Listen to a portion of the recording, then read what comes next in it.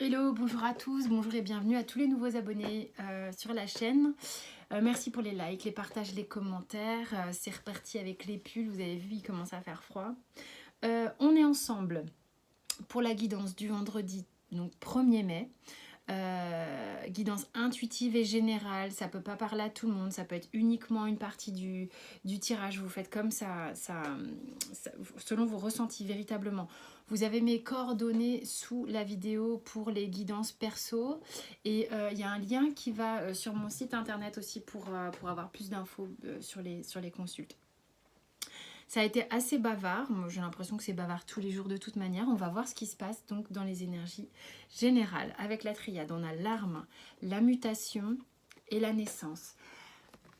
Il est question ici pour moi, c'est véritablement l'idée de se battre pour avoir un dénouement meilleur, l'idée de ne pas lâcher l'affaire. Il y a une idée quand même peut-être de lutte, mais on se bat pour quelque chose soit différent. On se bat pour que les choses avancent vers quelque chose de meilleur, pour éclaircir le chemin. On se bat pour transformer sa vie afin de générer de la nouveauté. On a envie de quelque chose de pur, de beau, véritablement comme avec la naissance, on veut voir émerger quelque chose. Et pour ça, eh ben, on y met véritable le cœur à l'ouvrage. On m'a dit le cœur à l'ouvrage, je dis le cœur à l'ouvrage, pourtant l'arme, bon voilà.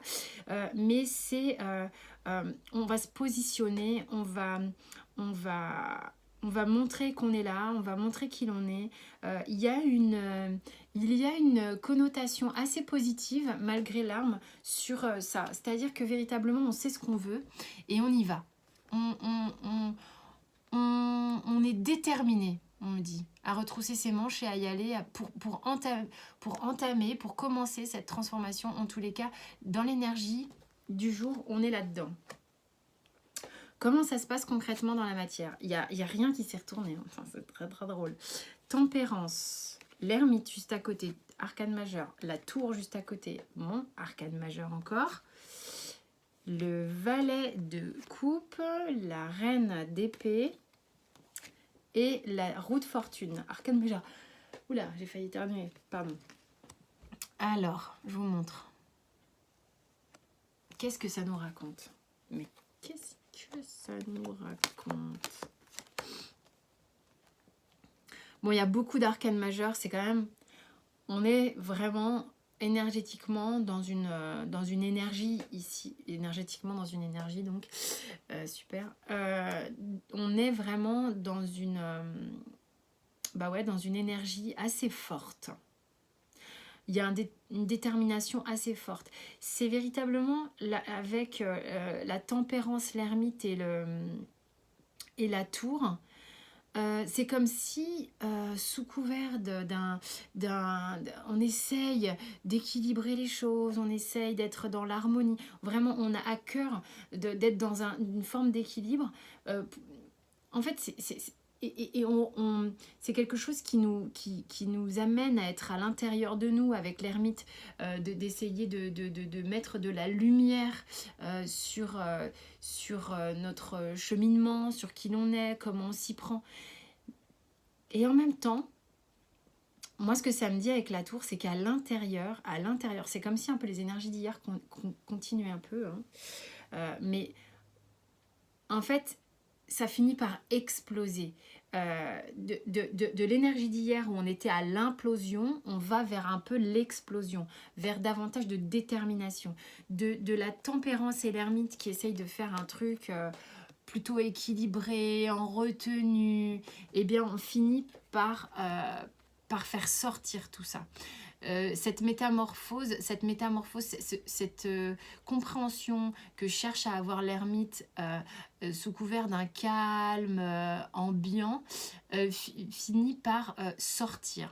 Il y a une idée que ça sort, ça finit par il finit par virer sa cape. Vous avez besoin, en fait, là, concrètement, de faire sortir les choses de vous. Vous n'êtes pas obligé de faire avec perte et fracas, c'est pas le problème. Mais ça sort, c'est une idée que ça jaillit de vous. Mais vous avez quand même une forme de détermination qui est forte. Et avec la reine d'épée, elle est là. On a le cavalier de coupe, la reine d'épée et la roue de fortune. Pour vos idéaux, pour l'amour de vous-même, vous êtes déterminé avec la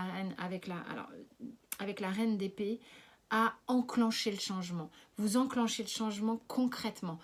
Vous l'avez en vous, cette énergie, et vous la mettez dans le concret. Parce que là, on est dans le concret, ok? Donc, vraiment, vous avez réussi à obtenir des réponses à l'intérieur de vous, à force d'avoir été poussé par le divin, la source, ou d'appelez ça comme vous voulez, par vous-même. Hein. Et vous arrivez à une forme de maturité, de compréhension, et vous êtes à un stade où maintenant, il faut passer à l'action. La tour vous oblige, si vous voulez, à extérioriser ça. Et la tour, c'est vraiment un arcane qui est assez important, qui est un peu révolutionnaire, qui va être déterminé à faire s'écrouler ce qui ne fonctionne plus. Pourquoi vous faites ça? Parce que vous avez des idéaux pour vous-même, hein, d'accord? Vous avez le cavalier de coupe, pardon, excusez-moi, par amour pour lui, moi je parle pas forcément par amour pour quelqu'un, là par amour pour lui, parce qu'il a des envies qui lui tiennent à cœur. Ah, ben c'est pour ça que on met le cœur à l'ouvrage. Eh bien, il va prendre le positionnement, si vous voulez, il va avoir cette énergie qui vient du cœur, et il va la mettre au service de cette reine d'épée qui va être davantage... elle va savoir ce qu'elle accueille dans sa vie et ce qu'elle ne fait plus rentrer dans sa vie. Elle a vraiment ce positionnement-là, avec quand même un petit peu plus de douceur que le roi d'épée. Mais voilà, elle a les idées claires, elle sait ce qu'elle veut, elle sait ce qu'elle veut plus. Et elle enclenche la roue du changement. Ok? Vous l'avez 2 fois là. On a la mutation et là on a la roue de fortune. Peu importe si la roue, on ne sait pas où est-ce qu'elle va nous emmener, mais on est ok pour la réenclencher. Amoureusement parlant, au niveau de la vie sentimentale. Alors attendez, tchou. Il faudrait que j'ai une table plus grande, mais je n'ai pas de table plus grande, donc on fait comme ça.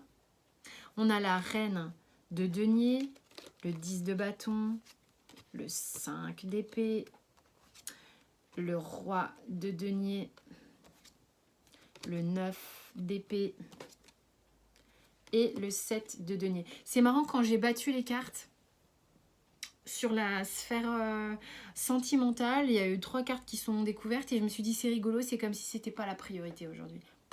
On va voir ce que ça raconte. Voilà. C'est donc reine de denier, 10 de bâton, 5 d'épée, roi de denier, 9 d'épée et 7 de denier. Qu'est-ce que ça nous dit ? Vous êtes un peu dans une forme de routine au niveau de la vie sentimentale. C'est un peu lourd pour certains. Là, je ne suis pas avec des couples qui sont au top, hein, clairement. Je ne suis pas avec des relations sentimentales détendues. J'ai du denier, du bâton. Alors, bâton qui est synonyme d'envie, mais alors le 10 de bâton, c'est lourd. Hein. Franchement, on avance un peu la tête dans le guidon comme ça. J'ai pas de couple dans la vie sentimentale, donc c'est vraiment le ressenti que j'ai eu en battant les cartes. C'est pas franchement votre priorité. On va dire que plutôt là, on a des personnes qui sont rattachées davantage à la sphère matérielle au niveau sentimental, à la sécurité. Et et d'ailleurs, c'est peut-être là où ça pêche. C'est peut-être là que ça provoque un peu un tollé de vouloir changer, parce que j'ai des gens ici qui se prennent la tête, qui peut-être aussi se prennent le bec par des disputes, des mésententes ou des désaccords. On n'est plus franchement très raccord. C'est lourd, hein, c'est lourd, mais on a une forme de routine assez rassurante. Et ça nous laisse pas tranquille, ça nous obscurcit un petit peu le paysage, et on se dit bon bah patience, qu'est-ce qui va se passer avec le 7 de denier? Moi je sens une lassitude ici. Alors c'est peut-être ça qui vous amène à prendre position dans votre vie. À vous de voir si ça vous parle, mais là c'est pas le truc méga fun, hein. Alors, au niveau professionnel, 4 de bâton, 4 de bâton, 10 de denier, l'empereur, enfin le pape. Le pape. Le 6 de bâton, j'ai eu un bug, excusez-moi, ça arrive. Le magicien et le 9 de coupe. Alors par contre, énergétiquement, quand j'ai battu les cartes ici, c'était super cool. Super cool. Au niveau professionnel, ça change un peu. Hein, ces derniers jours, c'était pas génial. Mais là, je suis en présence de personnes, si ça vous parle en tous les cas, qui sont très contents de là où ils sont. Il y a des gens là qui sont... dans les starting blocks un petit peu pour certains qui vont retourner travailler ou qui sont très en fait heureux de là où ils sont professionnellement. D'accord. Donc je pense que du coup le tracas là pour certains est professionnel en tous les cas dans ce tirage et sentimental pardon. Je me rattrape. Mais là, il y a une notion de... On est engagé professionnellement, on est à sa place professionnellement.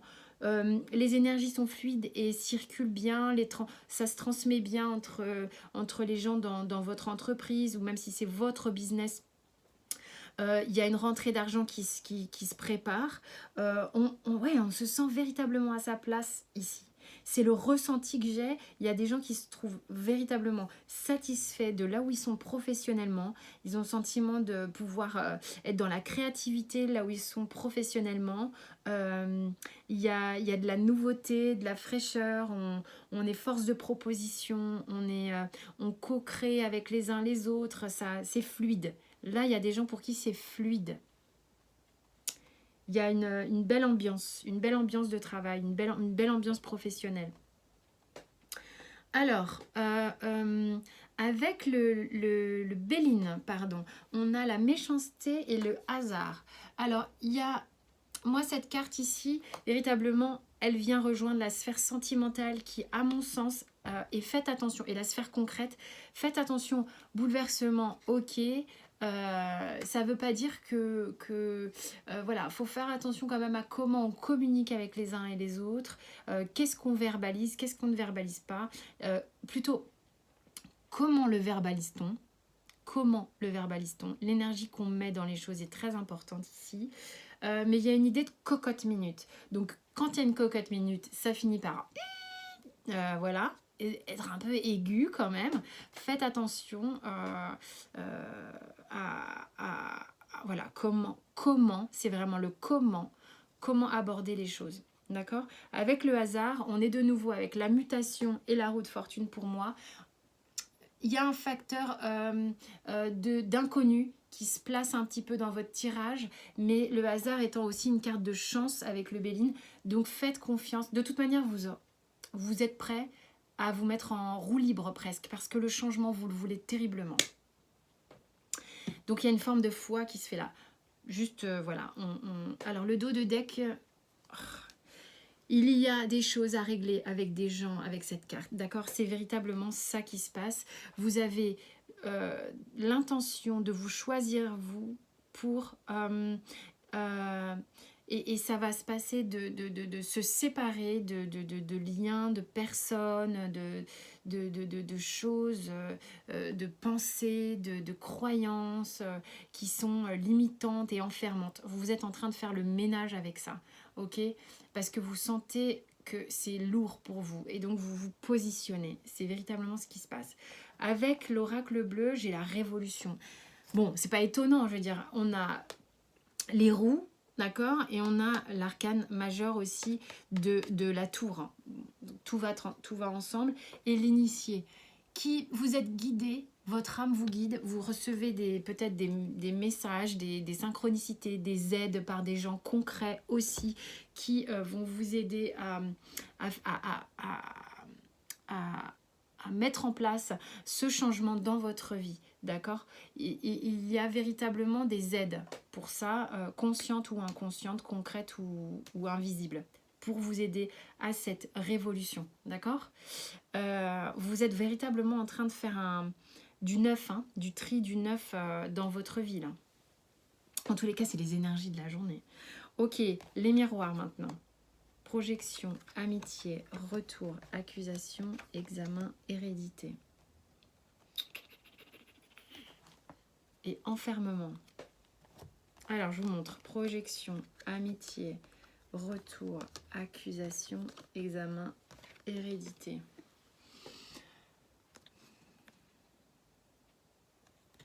C'est... Il y a quelqu'un ou quelque chose avec qui vous n'étiez pas en contact concrètement, quelqu'un sur qui vous projetiez des pensées, un lien particulier, qui... il y a comme un retour sur le devant de la scène, pas forcément de la personne, mais de la problématique, où vous êtes en train de mettre au clair, en fait, de mettre au clair, en fait, des griefs que vous aviez l'un envers l'autre. Vous êtes en train d'examiner ça, voir un petit peu... c'est comme s'il y avait... une résolution d'un lien karmique ici. Il y a une résolution d'un lien karmique dans lequel vous étiez enfermé depuis un bon moment. Une personne de votre passé ou voilà, quelqu'un quelqu'un que vous connaissez depuis longtemps, avec qui vous aviez un lien karmique en tous les cas. Vous n'arriviez pas à trouver une solution à cette forme de karma, et vous étiez enfermé dedans, dedans, et vous réexaminez tout ça pour justement trouver la solution à la dissolution de ce karma. C'est peut-être ça qui se passe aussi en ce moment en vous, hein.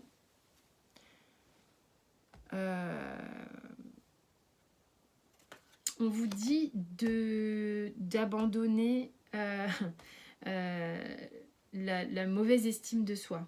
C'est facile à faire, ça. Non, je rigole. Véritablement, vous restez en contact avec le fait que vous aussi, vous méritez le succès, l'abondance, l'amour, hein, bien sûr. Hein. C'est comme si vous aviez des croyances que tout ça, c'était pas pour vous, en fait. C'était réservé aux autres, limite ça n'existe pas, quoi. Hein, on va pas croire à ces conneries, c'est pour les bienheureux qui croient tout ce qu'on dit. Voilà, donc bon, non, on vous dit non, ça existe, et ça existe pour vous véritablement. Je pense que de toute manière, la résolution de ce karma n'y est pas pour rien, d'accord, parce que ça vous enfermait dans une mauvaise estime de vous, et c'est là-dessus que vous n'êtes plus d'accord, c'est là-dessus que vous êtes en train de reprendre position dans votre vie, et ça passe par un tri et de la résolution et une forme de révolution. Vous êtes aidés et guidés pour ça. Voilà mes chers amis, j'espère que ça vous a parlé, tout du moins peut-être en partie. Merci de votre écoute bienveillante, merci de vous abonner, liker, partager, commenter, comme vous voulez. Et puis je vous dis à très vite, d'ici là portez-vous bien.